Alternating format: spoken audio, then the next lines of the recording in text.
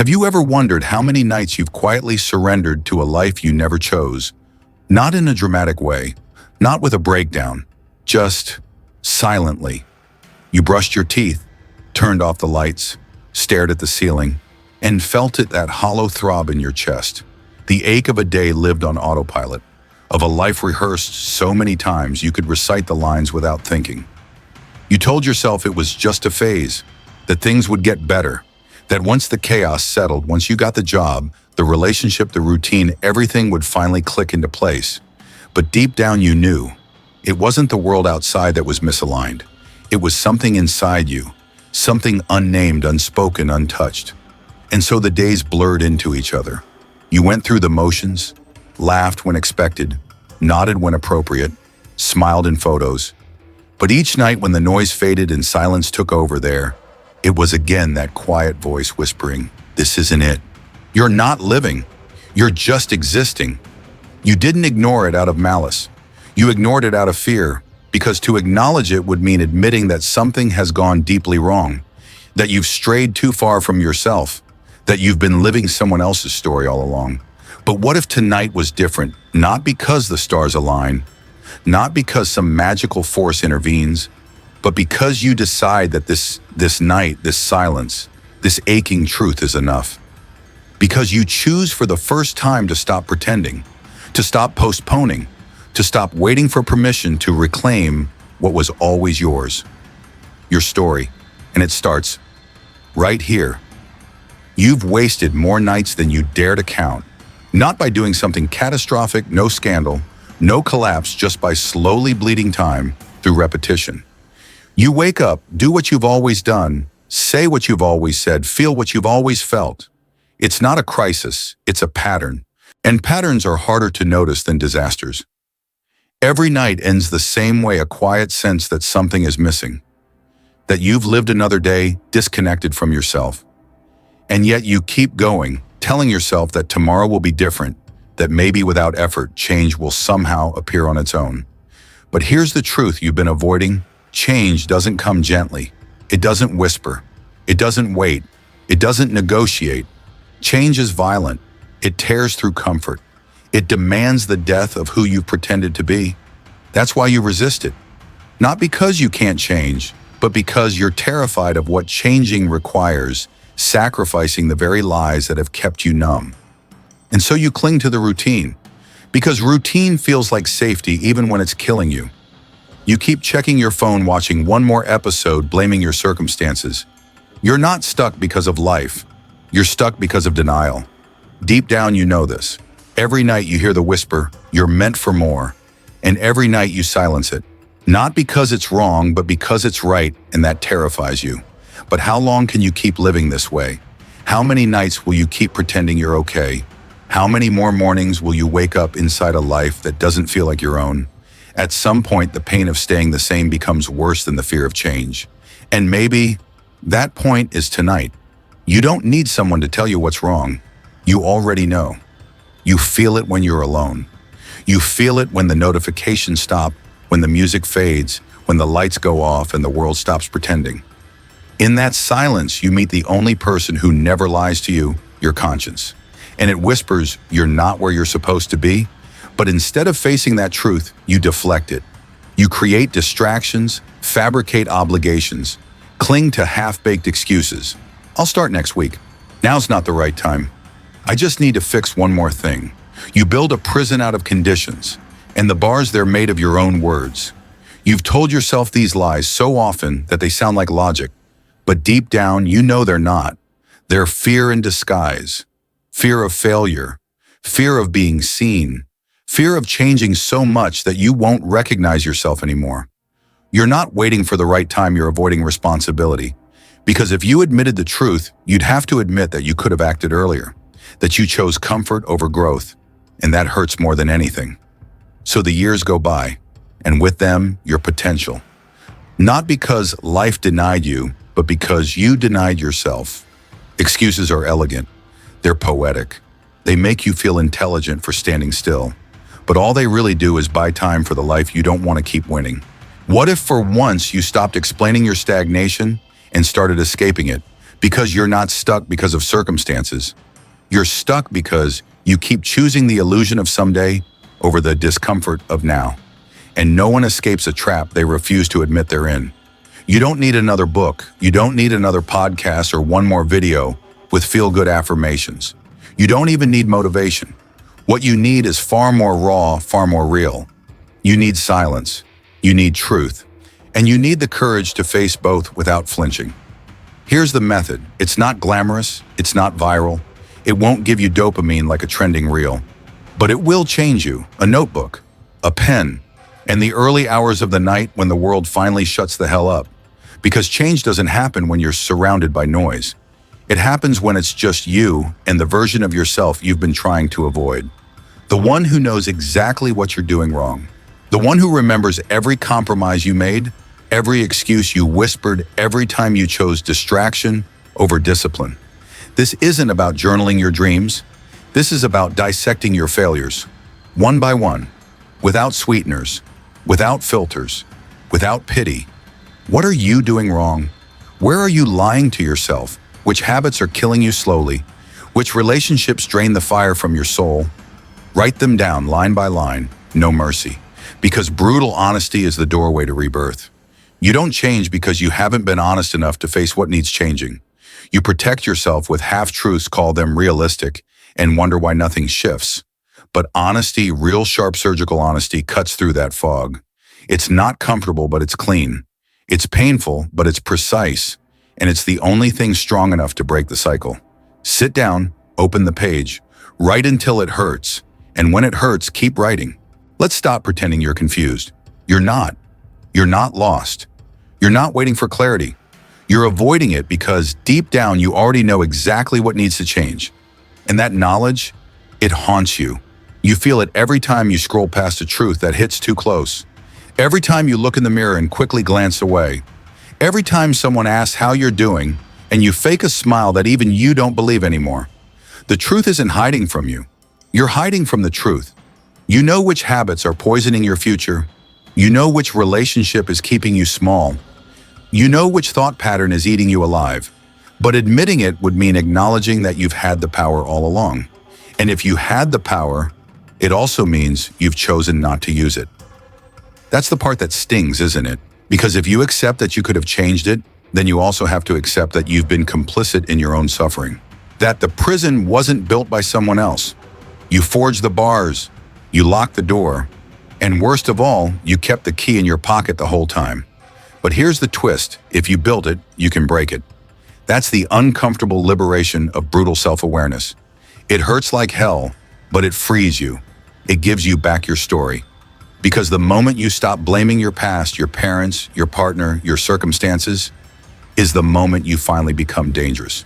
Dangerous to every excuse you've ever made.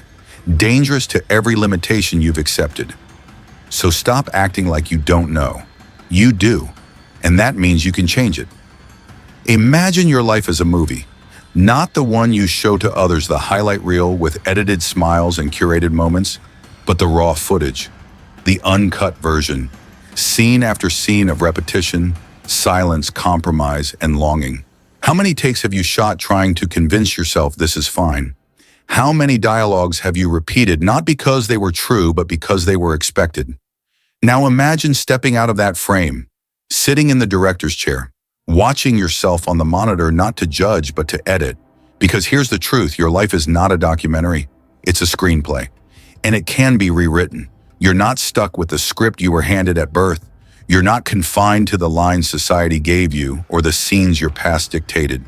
Think of Tarantino. He didn't follow a traditional path. He didn't wait for permission to create his story. He picked up the pen and wrote it himself, unapologetically, obsessively, relentlessly. Not someone else's narrative. His. That's the power you have right now. But rewriting means cutting scenes, killing characters, erasing subplots that don't serve your arc. And that's not easy. It means letting go of relationships that no longer belong in your story, habits that make you forget who you are, thoughts that were never truly yours to begin with. This isn't about becoming someone new.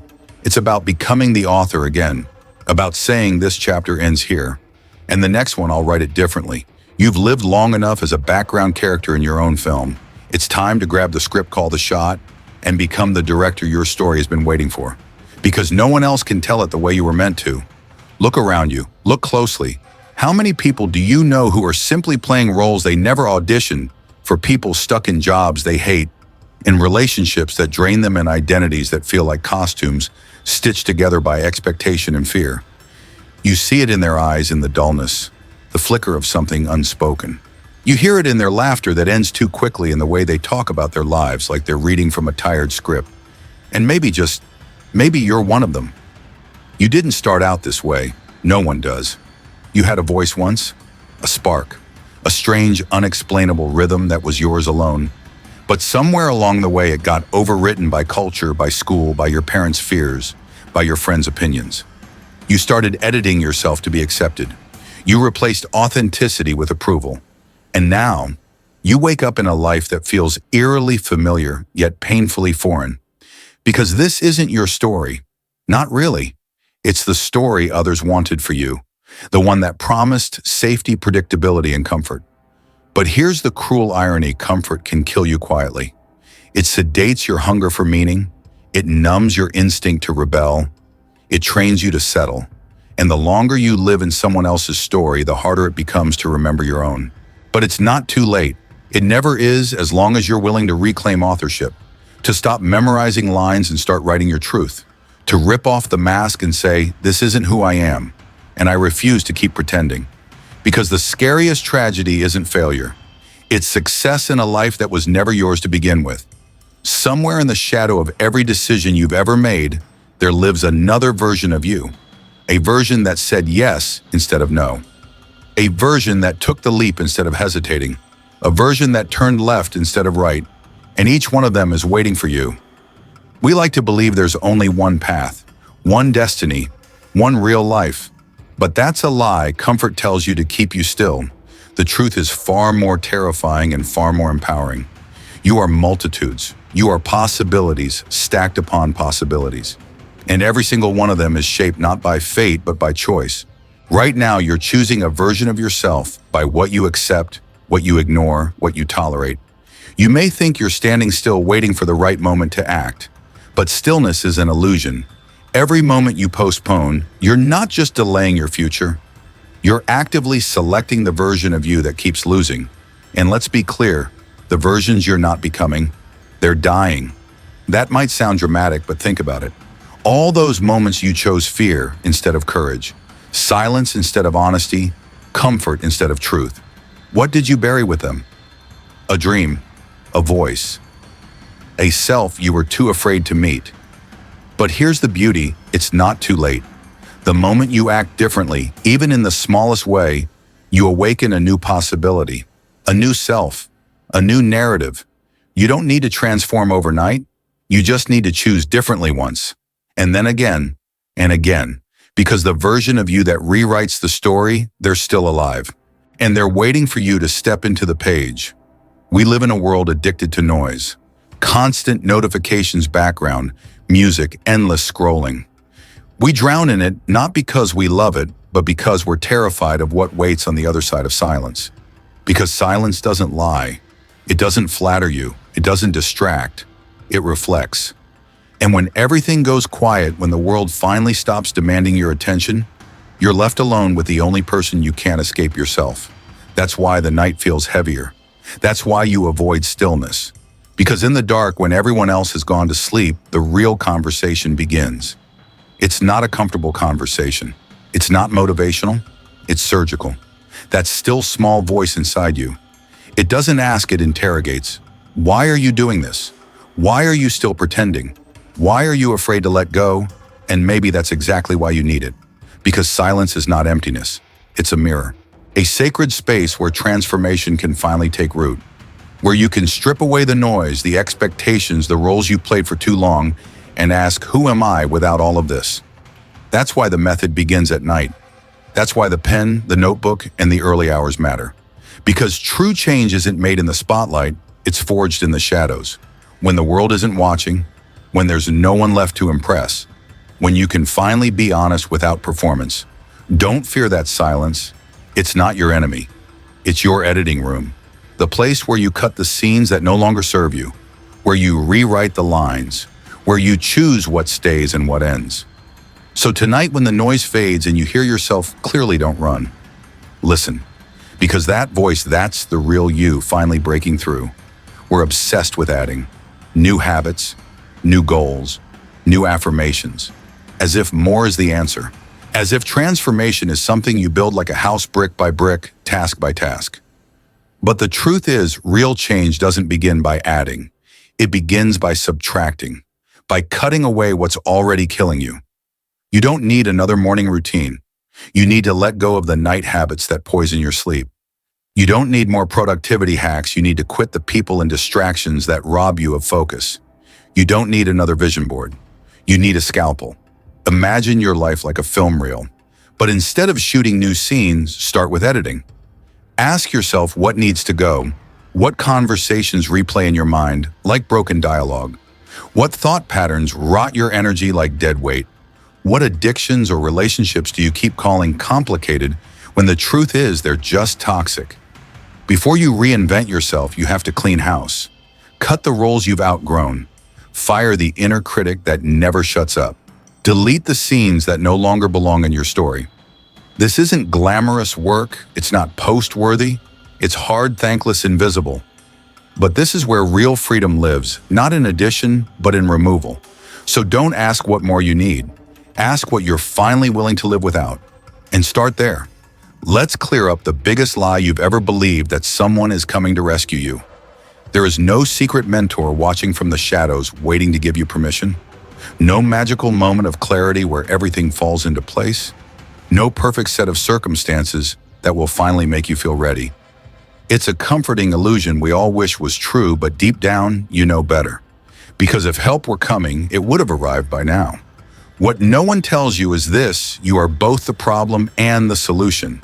And that's not a curse, it's liberation. Because if you're the one who built this prison of inaction, excuses, and self-doubt, then you are the only one who can tear it down.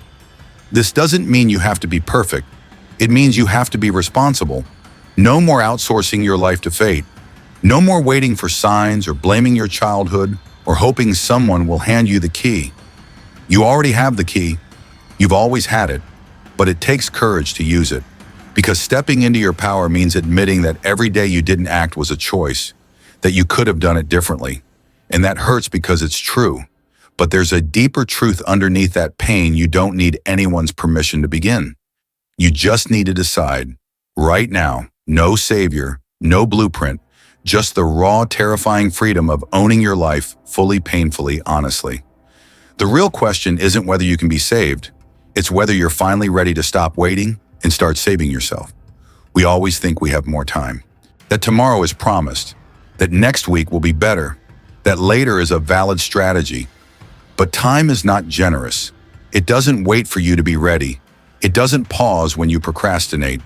It just moves silently, relentlessly. And that's the danger. Not the dramatic fall, not the sudden failure, but the gradual erosion. One unmade decision, one postponed truth, one more day doing what you swore you'd stop. And slowly, without alarms or fanfare, your future fades into a story you never meant to write. That's how it happens. Not with a bang, but with a sigh. There's no warning bell that tells you the last chance has come. No flashing light that says, this is the moment you lose yourself forever. It just slips 1 hour, 1 year, 1 decade at a time. Until one day you look back and realize you didn't live. You just waited for clarity, waited for courage, waited for life to feel less heavy. But time doesn't care about your intentions. It only responds to action. And every minute you don't move is a minute it reclaims. You're not running out of dreams. You're running out of time to fulfill them. The script is already writing itself every time you stay silent, every time you repeat yesterday's choices. And if you don't interrupt the narrative, it will end exactly how it's headed, unfinished, unlived, forgotten. So ask yourself, not next year, not next month. Now, how much more time will you give away to a life that doesn't belong to you? Because time will take everything you're not willing to claim. If this video has shown you anything, it's this: your life is not waiting on the world. The world is waiting on you. The most important lesson, radical change doesn't require perfection, it requires brutal honesty. Not tomorrow, not when the timing is right, but now. Because the longer you wait, the harder it becomes to separate who you truly are from the role you've been playing just to survive. Here's what you can do today, simple but not easy. Take 1 hour. Turn off your phone. Shut out the noise. Sit with a pen, a notebook, and your truth. No edits. No filters. Write down what you're avoiding. The habits that drain you. The lies you tell yourself. The choices you make that pull you further from who you were meant to be. Then write one thing, just one you will change tomorrow. Not a grand vision, not a 10-step plan, one concrete action. Because real transformation begins with a decision. And once you move even slightly, momentum follows. Clarity follows. Strength follows. And if you feel afraid, good, that means you're close. Growth always begins where comfort ends. You don't need more time. You need to stop wasting the time you already have. You don't need permission. You need to reclaim authorship. So here's the truth. No one is going to hand you the life you want. You have to write it yourself, one honest line at a time. Because the most dangerous thing you can do is keep waiting for a life that's not coming.